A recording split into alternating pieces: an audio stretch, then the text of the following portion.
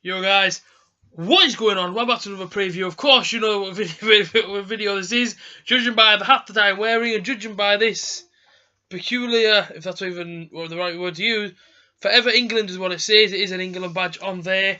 Yes, as you can imagine, I'm very excited. England play Holland on Friday night at 7:45. Now, just before we get into this, video, I've just got to tell you guys about something that's coming up on Friday night. Now, if you haven't been over to the Butterfan TV Facebook page, you would not have seen it. Make sure you go over there right now after you've seen this, and then go and see the video on the Butterfan TV Facebook page. You will see that I've put an announcement video out there for the England v Holland game. Should I say, not Butter v Holland, for the England v Holland game. I basically and it's hard to get these words out.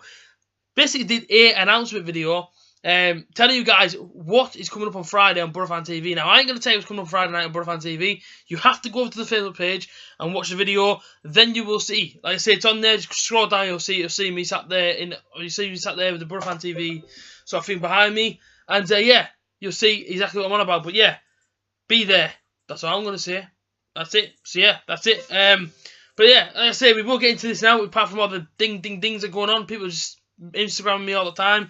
But yeah, we're getting to this preview right now. So England v Holland. The preview, it was a little bit difficult, I'm not going to lie, to make, but I think I did it pretty well. I pretty much put my starting 11 in there as well.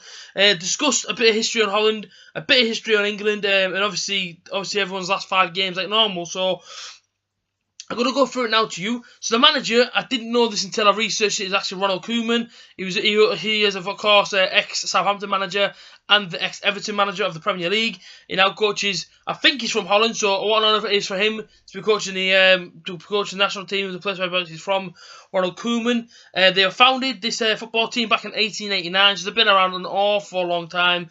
And like I say, these have got 3 stadiums, to which one of these stadiums I've actually been to for Borough's 2006 UEFA Cup final, when we got beat 4-0 Seville.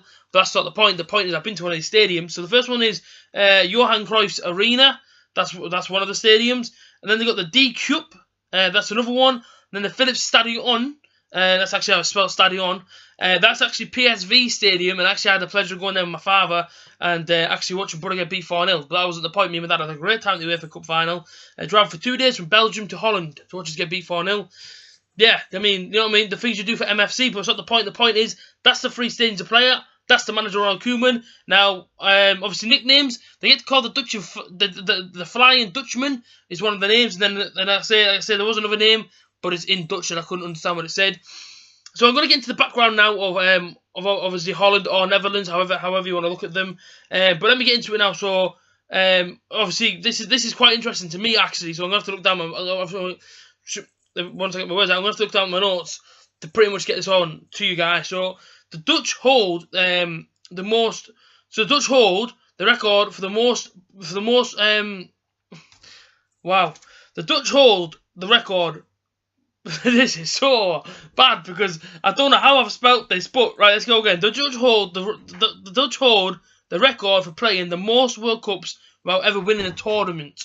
Now imagine being a Dutch fan and being like, this is how we are, but it's never our year, unfortunately. So that's no offence to the Dutch as well. I'm just saying, like, I mean, obviously if this was England, I'd be pretty fed up now, to be honest.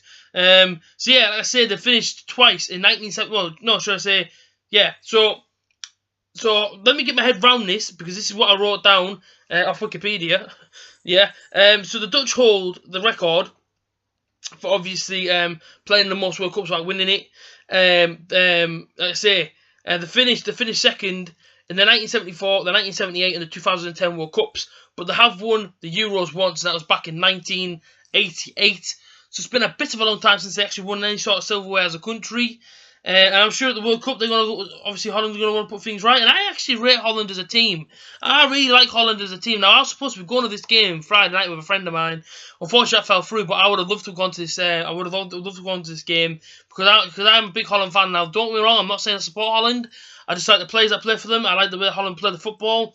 And yeah, like I say, I'm a big fan of the players that Holland have got, such as Wesley Sneijder, Ian Robben, Robin van Persie. Like I say, Holland have got a lot of good, obviously, you know what I mean. Holland have got a lot of good players there, so I do enjoy watching them. And no doubt I'm going to enjoy watching them on Friday night as well, because I really do rate Holland. I really think they're a good team, and for them to not win anything in all them things, it's, you know, it is depressing. Obviously for the Dutch, it is depressing for them. But hopefully, for the Dutch fans, that is, not for me, hopefully they put things right. As for England, I'm motivated for the group stages this summer. But yeah, that's not the point. Yeah, so we'll go through a few more historic things about the club and about Holland national team. The most caps, I was quite surprised, that actually goes to Wesley Sneijder, who I believe now plays his football in the Turkish leagues. He actually got 133 appearances, which is pretty good for his country, and one honour for him. Top goal scorer, he hasn't got as much as our top goal scorer, but he did play in the English league at once upon a time. He played for Arsenal. He then went to Manchester United and pretty much won them the league single-handedly. That man is Robin van Persie on 50 goals, and like I say, the last game they played, they beat Romania 3-0. They haven't lost in the last 5 games, beating Scotland, Sweden, Belarus, Bulgaria, and then of course the team of his name, Romania. So, like I say, I mean, they're coming into this one in pretty good form. Confidence is high, obviously high inside their national team at the minute. And I've got no doubt, especially with them being home, that Holland's going to want to put on a show for their fans. Understandable. So, hopefully England can take into consideration that, England fans have travelled to Holland, and hopefully they can put in a decent performance, even with it being a friendly. It would still be nice to win it, just to get a bit more confidence going into the Tuesday night game against Italy, and then of course waiting for the big one, which is the World Cup, which I wish I was going to Russia for. I really wish I was there, but I don't want to get my head kicked in, so I've chose not to go. Let's get into some of the England background now. So England's last 2 games have been ball draws, and we've drawn both. Once to Germany, once to Brazil, both ending 0-0. So yeah, pretty much ball draws. But I've got this one here. I don't know how many of you guys know this one. I'm sure a lot of you guys will. Do you guys know who's got the most England caps? Any of you guys out there, let me know in the comment section down below. I'll give you 3 seconds to answer it. 1, 2, 3. I hope you commented. Like I say, the most England caps for England. The most caps for England, should I say, goes to Peter Shilton. He's got 125 appearances for his country. I mean, what a guy, man. And the most goals for England, actually beats Robin van Persie. He goes out to Wayne Rooney with 53 goals. Fantastic. And do you know what? Wayne Rooney gets a lot of stick still.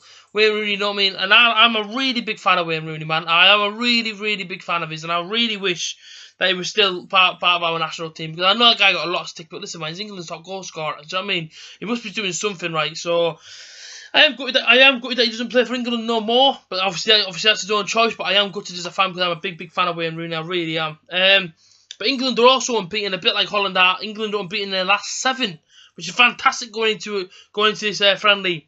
England have won 5, drawn 2. But along the way, they've beaten Malta, Slovakia, Slovenia, Lithuania, and then obviously they've drawn 2 to Brazil and Germany. So, great record for us, I'm quite honest with you. That's absolutely fantastic, and like I say, can't really go wrong there. Like I say, the last time we played Holland or Netherlands, however you want to look at it, was actually on the 29th of March 2016, and they came out 2-1 winners at Wembley.